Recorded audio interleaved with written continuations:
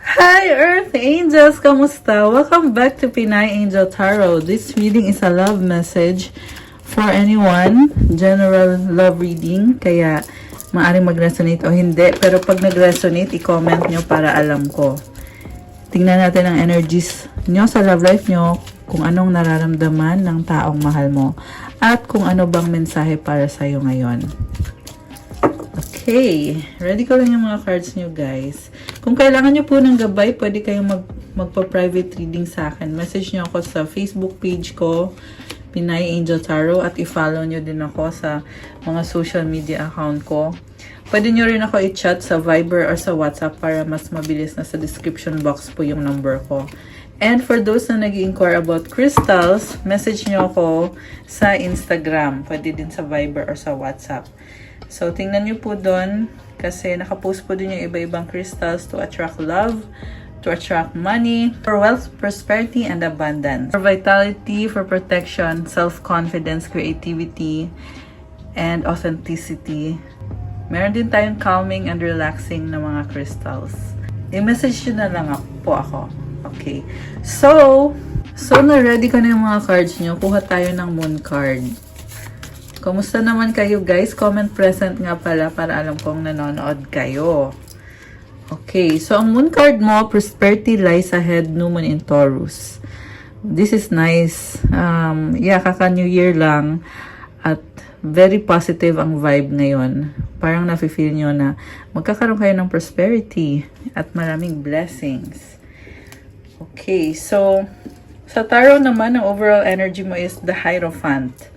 Very idealistic ka ngayon by the book and pininindigan mo kung anong tama para sa relationship. Nakita ko dito, willing kang mag-commit sa taong yan.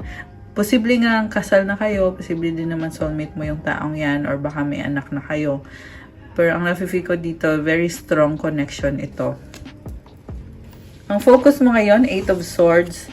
May sistema ka and parang nasistress ka pag hindi nasusunod kung ano yung sistema na yan. What crosses you is the Sun.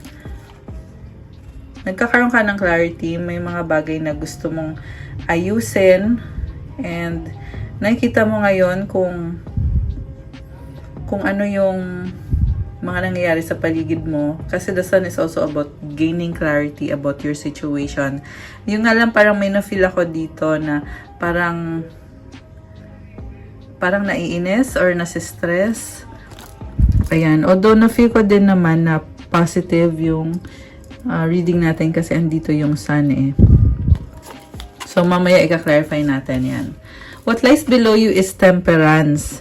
Nag-a-adjust ka kasi talagang gusto mo mag-workout yung relationship nyo. Kahit ang dami mong responsibilidad and tinatry mo maging patient. What lies above, 5 of Swords. Mukhang nagkaroon kayo ng disagreement ngayon. At hindi okay, no? And then, sa recent past, or yung what lies behind is 2 of Swords. Nagdadalawang isip ka sa taong yan. Pero I feel like tinanggap mo pa rin siya eh. Dati merong pagdadalang isip. Ngayon tinanggap mo siya, pero iniisip mo na kailangan masunod kung ano yung kagustuhan mo or kung ano yung nararapat. Hindi dahil gusto mo lang yon, but dahil tama yon. Kaya nagkakaroon ng disagreement or ng conflict. Kasi siguro baka feeling ng person mo na judge mo siya. What lies before you is a Judgment card. Parang inisip mo, balang araw magdidesisyon ka rin kung ikikip mo ba yung relationship nyo or kung hindi na, kung tatapusin mo na ba. And then, Queen of Cups, yung supportive energy mo ngayon. Ibig sabihin, gusto mo lang talagang maging masaya at mahal mo ang taong yan. Pero bakit merong cloud sa likod? Ibig sabihin, kahit nagmamahal ka, may mga bagay pa rin na hindi mo maintindihan. Minsan siguro nagiging nag-overreact ka dahil sa emotions mo. Yan yung nakikita ko dito. Yung person mo naman, King of Wands. Ang dami na niyang pinagdaanan pero ikaw pa rin yung pinipili niya kasi gusto ka niya eh. And kita mo may hawak siyang apoy. this person is creating something. Parang meron siyang inaayos or meron siyang ginagawa na effort para mag-work out yung connection nyo. And I can sense na attracted siya sa'yo. Ano pa bang meron sa taong to? So, mamaya tingnan natin, i-clarify pa natin. And then, mutual energies, Knight of Pentacles, mabagal yung progress sa inyo kasi may mga responsibilidad din kayo, posibleng LDR kayo. And, medyo malabo talaga ngayon guys. Ang daming clouds. Pero nakita ko din dito na ipipilit nyo pa rin kahit mahirap, kahit mabagal, kahit medyo malabo. Kasi gusto nyo yan eh. Okay. Outcome dito, King of Swords. Very logical ka mag-isip kayo ng person mo. And mukhang merong loyalty. Ayan, merong dog. So, I feel like kaya nyo naman i-work out yan. Yung nga lang parang merong tension dito. Parang merong misunderstanding. So, i-clarify natin guys. Mag-clarify tayo. Bakit? Hierophant yung overall energy. White Numen, 4 of Wands, 9 of Wands. Alam nyo, nakita ko dito pinaglaban nyo yung relasyon nyo. Nagkaroon ng commitment, pero sa huli, nagkaroon din ng frustration na parang hindi siya umaayon dun sa ipinlano nyo or alam mo yun, ang daming balakid, ang daming naging problema. The Star, umaasa pa rin kayo na maaayos nyo yan. Very, very idealistic. Kaya I feel like malalampasan nyo naman yan eh, sa totoo lang. Kasi very positive din yung itong card na to. Yung nga lang guys, ayan o, kita mo naka-block. So, possible na naging masaya kayo for a while. May nakita ko dito 4 years or 4 months. Baka ganun nakatagal yung relationship nyo. Pero kahit na nagkaroon ng stability, meron ding conflict na nangyari. Kasi pareho kayo, parang pinaglalaban nyo kung ano yung gusto nyo eh. Kaya nagka-clash kayong dalawa. Okay. Bakit? Clarify natin yung 8 of Swords. 4 of Cups, Page of Swords, the Justice card. Okay. Kaya pala, parang pinipilit mo kung anong gusto mo kasi parang naboboard ka na sa sitwasyon ngayon. And inobserbahan mo, inisip mo kasi unfair eh. Parang napansin mo, unfair naman ito. Kung ano man yung unfair sa'yo. Pero nakita ko parang malamig ka or pinaglalaban mo kung ano sa tingin mo yung fair para sa'yo. So, gamitin natin yung isang tarot deck ko. Kasi gusto kong i-clarify pa yung ibang cards. Bakit mukhang nagkaroon ng misunderstanding? Ano bang nangyari?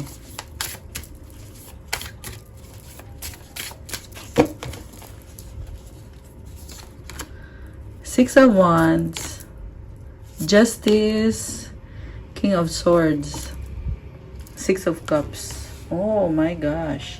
Alam nyo guys, mukhang nagkaroon ng conflict dati, pero maaayos nyo yan. Kasi, lumabas yung Six of Wands card. Ma-achieve mo yung justice. Ayan, yung hustisya. King of Swords and the Six of Cups. Kasi nagkikare ka sa taong yan, mukhang nagkikare kayo sa isa't isa. There is compassion. Mukhang na-miss nyo din yung times na masaya kayo. Merong energy ng bata, baka may anak kayo. Or, kung wala mang anak, possible na energy to ng mga nakaraan na naalala nyo at special sa inyo. Kaya, possible na mag-reconcile or, yun na nga, maayos nyo yung conflict sa inyo kasi nami-miss nyo yung mga memories ng mga times na sobrang saya ninyong dalawa ng taong yan. Ayan, may nakita ko dito 6 years or 6 months. Possible na yan yung time na pinagdaanan nyo lahat ng mga nangyari dito, mga conflict or misunderstanding. So, wow, it's so nice. Okay. Tingnan naman natin. Ay, sa bottom of the deck, Two of Swords. Okay, parang kasi binubuksan nyo yung isip nyo eh. Umiiwas talaga kayo na mag-away. Six of Swords energy. Okay. So, bakit? By the way, ang lakas ng energy ng Libra sa reading natin ngayon. Twice lumabas yung Justice card. So, baka kayo or yung kadil nyo ay merong Libra sa chart. Meron din ditong energy ng Sagittarius, Taurus, Air sign, Gemini, Libra, Aquarius. Aquarius, ulit. Kasi malapit na pala mag-Aquarius season, no? Kaya, ayan. Merong mga mensahe para sa Aquarius. Although lahat naman ng signs andito. Kaya, this can also be any sign. So, tingnan pa natin. The Fool. Uy, bagong simula. King of Pentacles. Two of Pentacles. Oh my gosh, sa finances mo to, ang ganda. The Tower, malaking transformation, celebration. Alam nyo guys, nakakatuwa kasi kaka-New Year pa lang, 'di ba? May nakita ko dito pagbabago, ita-transform nyo yan. Meron kasing naging stagnant na energies nitong nakaraang taon for possible the whole year or ilang months. And ita-transform yan or magbabago yung energy. Nangyayari na ngayon, unti-unti. Ayan, nakakatuwa to kasi yung mga old patterns, old habits, matatapos na, mababreak na. At nakita ko may celebration, maraming tao. Although andun yung feeling na you're making the most out of it, medyo nag-aalala. May nakita ko parang nag-aalala. Ayan, the Emperor. Four of Cups. May nakita ko dito offer na hindi tatanggapin. Oh my gosh, para saan kaya yun? Hindi tatanggapin, pero merong pag-uusap. Eight of Wands, Queen of Wands. Parang merong manliligaw kayo, guys. Oh my goodness. Parang may na-feel ako dito na merong manliligaw. Ayan oh, may offer Ace of Cups. Pero sabi ayaw, ayoko. Tapos yung person naman, yung other person naman, ayan, nag-o-offer. Pero parang inisip niya, kung ayaw mo, edi wag. Kung ayaw mo, edi wag, pero gusto ka pa rin niya. And mukhang kilala mo na to, may pinagsamahan na kayo. Possible na ito din yung person mo mag-o-offer sa'yo. Siguro, tinatry nyo nga kasi mag-reconcile, diba? So, on the process pa. On the process. Merong umaayaw, pero ayan, possible din guys na merong third party dito. Ayan, dito sa lahat magre-resonate. Pansin ko kasi may dalawang three of Cups, Three of Wands. Kaya may nakita ko dito na third party at yung third party na yon ayaw tumigil. Nakakaloka. Pero sa huli, ewan ko lang, para sa huli, parang ma-realize din niya na hindi na siya gusto ng lalaki. Lalaki kasi yung inoferan eh. Ayan, so baka yung person mo, kung babae ka, yung lalaki, magkakaroon ng offer sa isang person na mukhang tatanggihan niya. And yung mag-offer sa kanya, babae, yun si Queen of Wands eh. Parang ayaw pa rin sumuko, pero sa huli, magkakaroon din ng pagbabago. Siguro mag-a-attempt na makipagbalikan. Okay, so gusto kong tingnan ngayon yung energy ng person mo. Okay, clarify natin. Bakit? Parang may pinaplano kasi yung person mo eh. Sa nakikita ko dito. Ano kaya yon? Oh, trabaho to ah. Eight of Pentacles, the Moon, Five of Pentacles.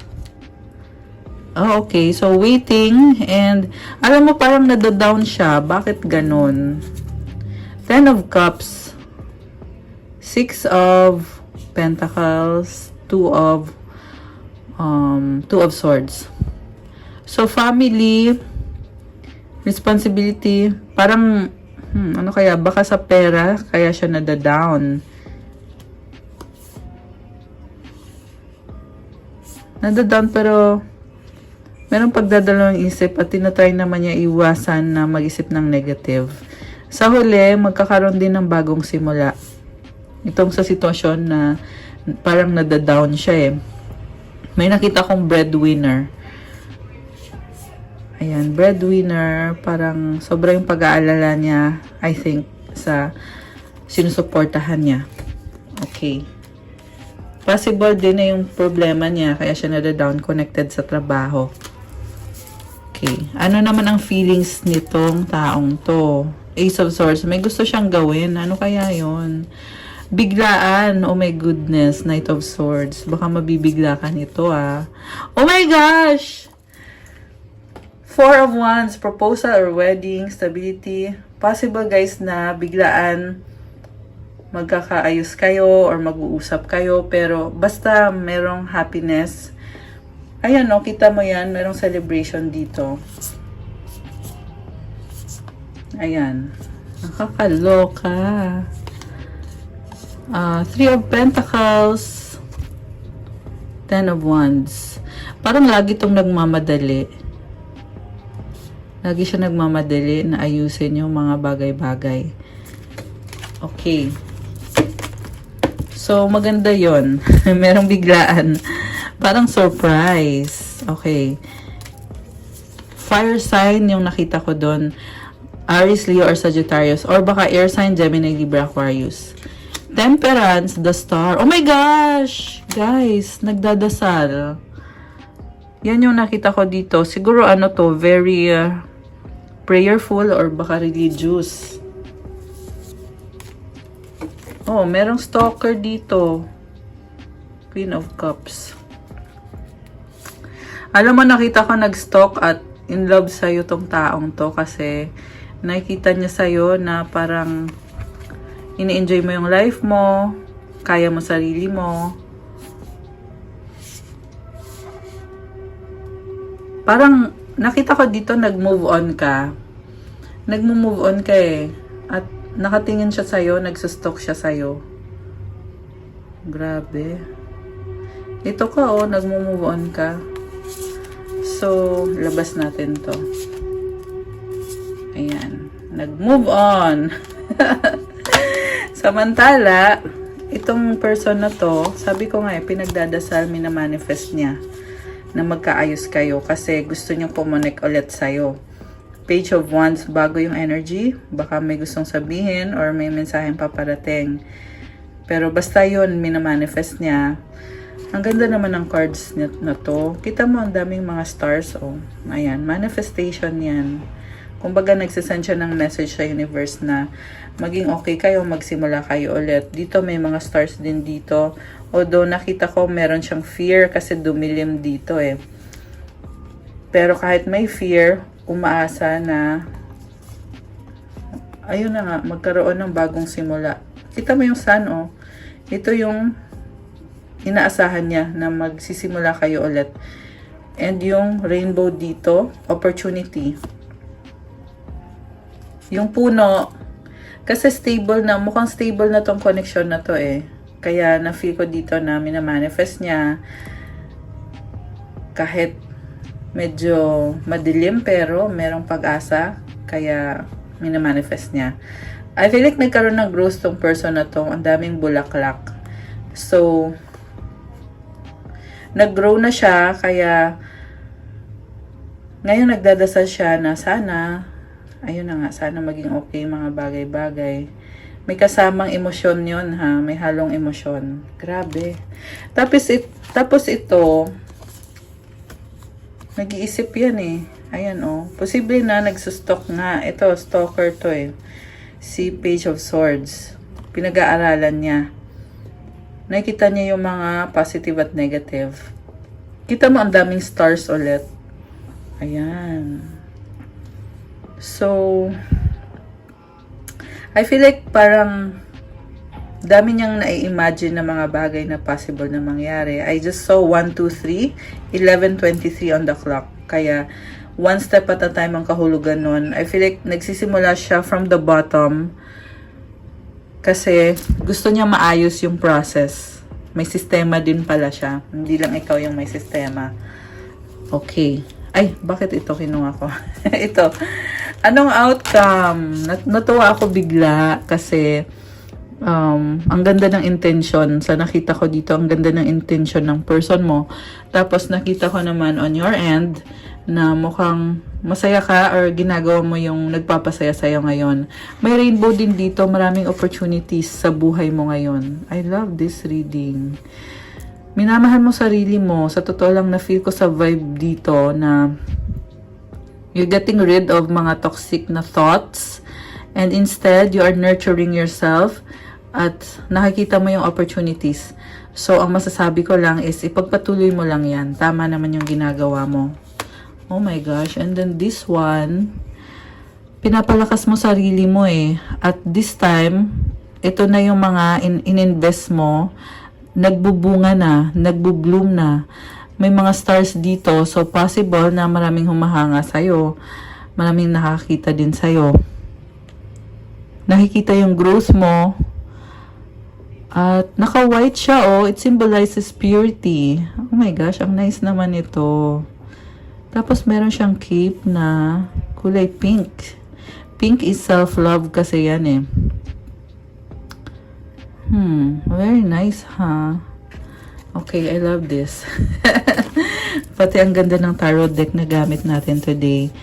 Uy, sumali to. Ito na nga kasi, umiiwas ka na talaga sa negativity at papunta ka na dito sa isang mas magandang opportunity. Although, may mga stars ulit, so it means na parang pangarap mo talaga yan ngayon. Hindi pa siya concrete. On the process pa. Pero go lang, pagpatuloy mo lang. Kasi, makukuha mo din naman yan eh. As long as mag-focus ka. So, anong outcome dito? Kakatuwa naman yung reading. Nine of Cups and Page of Cups ba to? Hindi, Five of Cups pala. So, may nakita ko dito na parang needy, parang nagtatampo. The Lovers. Oh my gosh, ang lalim nito ah. The Sun! Oh my goodness, guys. Queen of Swords. Alam mo, may nakita ko dito na bagong simula. Ito, nagmamahalan kasi kayo eh. Parang ipagpapatuloy nyo lang kung saan kayo huminto. Pero yung desisyon na magsimula ulit, bago yon. Kasi mukhang mahal nyo naman talagang isa't isa. And then dito sa Sun card, kita mo ang laki ng Sun oh. Positivity, also leadership, ang kahulugan ng card na to. May pagka-weird, no? Parang feeling nyo ang weird ng, siguro parang feeling nyo ang weird naman ng relationship natin or yung connection natin. Kakaiba. Parang may ganon. Kasi nakita ko tong unicorn eh. No? Parang, nandun yung feeling na magical at the same time. Also, very spiritual. Lover's card kasi. Kita mo merong angel dito. Ayan, angel na bading. Bading! Ayan, bading yung angel. Kita nyo naman naka-makeup siya eh. Pero anyway, the point is, merong nagbi-bless na angel sa relationship nyo. Kung hindi man angel yan, na literal, posible yan mga guides nyo. So, nakakatuwa guys. Alam mo, may nakita din ako dito na, oo, magkakaayos kayo. Pero yung isa dito, sinasabi pa rin niya na, wag ako, hindi mo na ako maloloko. May ganun pa rin na vibe. So, siguro parang gusto nyo na lang na ayusin, saka nyo na lang pag-usapan yung mga detalye. Parang ganun yung na-feel ko. Kasi mahalaga sa inyo yung isa't isa. 'Di ba? Kaya parang yun yung inuuna nyo eh, na mag-reconcile or makapag-usap kayo. Page of Cups, again, opportunity. Merong something na hanging dito. Nine of Swords. Hanging, pero kinakalma mo yung isip mo. Or baka siya to. Yung iba kasi LDR. Ayan, Knight of Pentacles. Alam mo guys, may lumabas dito na naka-block. Ayan, merong naka-block. So, ibig sabihin yung mensahe natin, posible yan na yung naka-block magkakaroon ng pagbabago ng isip. alam mo yon na merong mga realizations na bigla mo na lang maiisip or baka sa kanya mangyayari yon. So, Magician, this is new beginning, 'di ba? So, yun na nga, like I said, mukhang merong realization or awareness na ganito pala yung sitwasyon. So, gustong magsimula ulit or kailangang magsimula ulit. And sa nakita ko sa card na to, ready na itong taong to. Kasi si Magician, kompleto na lahat ng tools niya. Ikaw man to or siya man to. Kung sino man sa inyo to. The High Priestess. Manifestation ulit yung nakikita ko dito.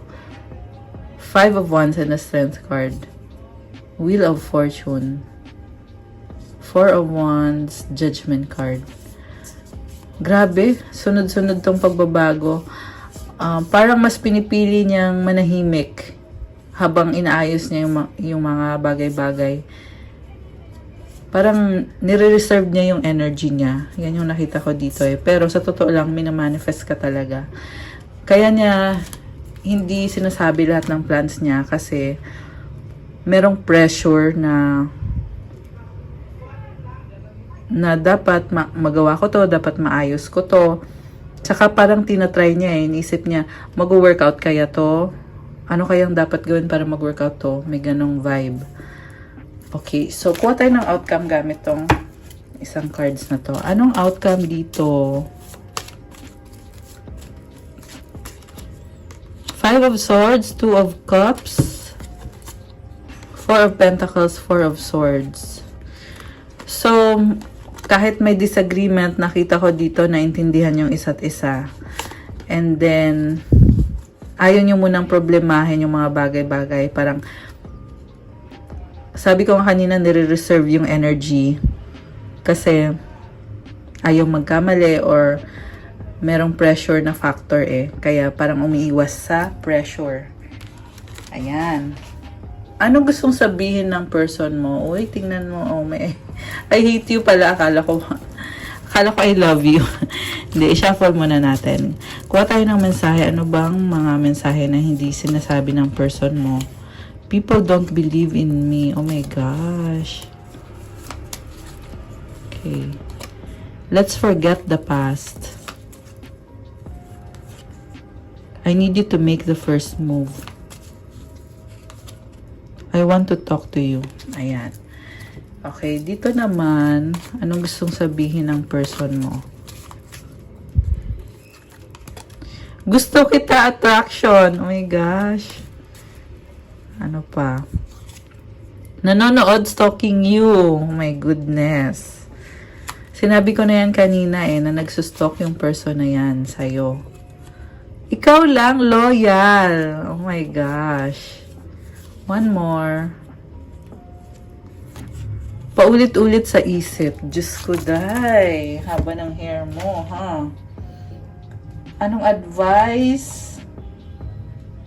Teka, meron pang mensahe. Hindi pa tapos. I wonder if you're happy without me. It was my fault, but I blamed you. I know I was a distraction from your pain. I wish I could share my good news with you. Grabe, ang lalim naman nun. Ang lalim ah. Kuha tayo ng advice. Advice para sa ating magagandang mga viewers. Anong advice? At kuha din tayo ng mensahe galing sa universe. Para sa mga magaganda at magugwapong nagugupuhan ng mga viewers natin ngayong gabi. Ambition. Wow. May I offer all my deepest longings to love itself and invite a divine plan beyond the mind's imagining. Please use me for the highest good. Grabe, ang laki ng ambisyon na to. And i-offer mo daw yung pangarap mo sa love at sa plano ni God para sa'yo. Mukhang kailangan mong ipagdasal yung plano ni God para sa'yo. At ang sabi dito, use me for the highest good. Ibig sabihin, nasa isip mo palagi kung ano makakabuti. Hindi lang sa sarili mo, but also sa ibang tao. Grabe. Ayan. Good luck sa ambition na yan. Ayan. Good luck, good luck. Ganda naman. Kulay blue. Uy, blue din. So, ang mensahe galing sa universe, in any moment, I can surrender to the powerful presence of love through prayer, contemplation, and stillness. So, napakalakas kasi ng power ng pagmamahal. So, isurrender mo daw yung sitwasyon mo sa pagmamahal. Mag-pray ka, mag-contemplate ka, and ang stillness na sinasabi dito, ibig sabihin, huwag kang magpapaka-stress, kalma ka lang, steady ka lang. As long as sinurrender mo na yan kay God, and ipagdasal mo yung sitwasyon, kasi ang love mismo ang magbabago niyan. Kasi very powerful ng love. Basta kalma lang, ipagdasal mo, at isurrender mo yung sitwasyon mo. Ayan, I love it! And I love the color blue. Ayan, ang ganda ng vibe nito. Ayan. Okay, guys. So, that's all for our love message for today. Thank you so much for watching. I-like nyo na tong video na to. Comment kung nag-resonate ba. Comment nyo kung nagustuhan nyo ba. At kung bago po kayo, please subscribe kasi kailangan ko po yan para tuloy-tuloy lang ang paggawa natin ng more love messages para sa inyo.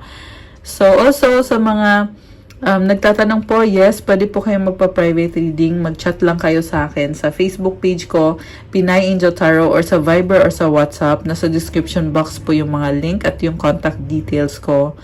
And also, message niyo ako sa Instagram para sa mga nagtatanong about sa crystals, pang-attract ng love at ng pera. And also, to attract prosperity, wealth, and abundance. Lalo na kasi kaka-New Year lang at magsa-start na din ang Year of the Dragon sa Chinese New Year very soon. Ayan, kaya kailangan nyo ng mga bracelets na magbibigay ng bagong energy and for your protection for the whole year and for the years to come. Kasi mga bracelet, guys, forever na yan eh. I mean, not bracelet, but yung crystal. Kagaya nitong mga nasa harap nyo. And itong mga crystals nagbibigay ng strength sa'yo ng energy. Tinutulungan ka sa kung ano man yung minamanifest mo sa buhay mo. At ina-unblock yung mga chakras nyo, depende kung anong crystal yung gamit nyo. So, kasi pag meron kayong blockages, nagkakaroon kayo ng problems, nahihirapan kayo. Pero, pag meron kang crystal, mas magaan. Ayan. So, nagdadala din yan ng earth lock at ng metal lock para sa crystals na merong mga metal inclusion kagaya nitong pyrite. Ayan. So, itong stone na to ay for wealth, attract money. So, i-message nyo na lang ako. Thank you so much, Earth Angels! I'll see you soon, guys. Have a good evening. God bless. Stay safe.